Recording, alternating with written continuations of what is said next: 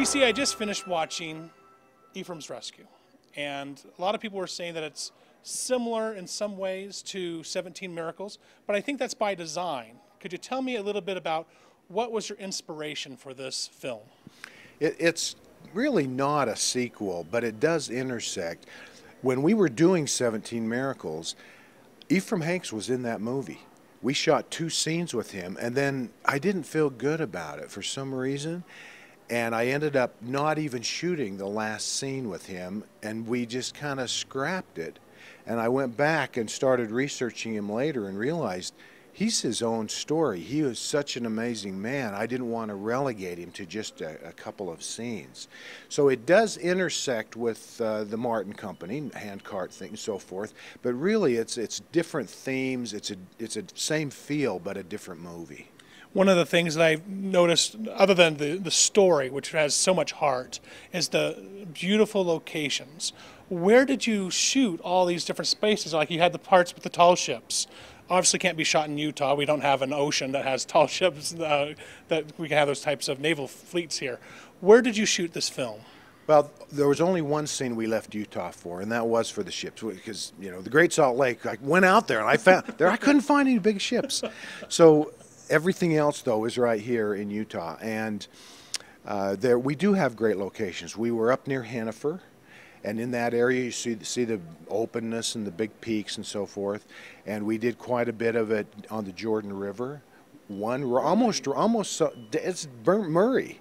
Wow. It's right in an area you would never think would be open enough to actually film a pioneer film, but it worked really terrific. And another one down in Saratoga Springs, and we were also up at Thousand Peaks Ranch, which is up in the Uintas. Just, you know, just moving around, trying to find the best scene for whatever we're telling. Well, I think the locations really aided to the story. I mean, really, your locations felt like another character, because they were just thrown into these elements that had dire consequences. That we had a burial squad that were there, you know, taking care of the dead. So it was almost like another character came in from these locations. But let's talk about your characters real quick. This was almost an ensemble piece. There were so many just wonderful actors involved. How did you go about casting the characters that you cast that will just cement themselves in our memories because of their performances? Well, the film's really principally about Ephraim Hanks and then Thomas Dobson, who he heals at the end.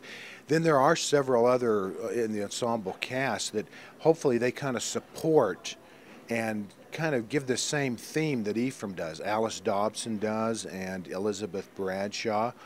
Well, as I'm writing it, I'm thinking about the actors I know and who would be good for them. And several of them I pretty much decided before we even finished writing who they would be.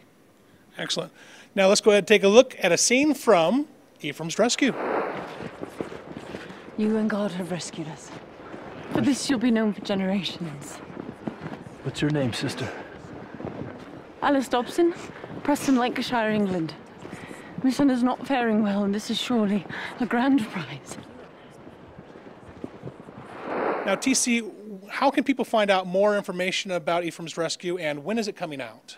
It opens May 31st, and there is a website, ephraimsrescue.com. That'd probably be the best place to go. You poke around in there, find out all kinds of information. Excellent. Thank you very much. Good to be with you.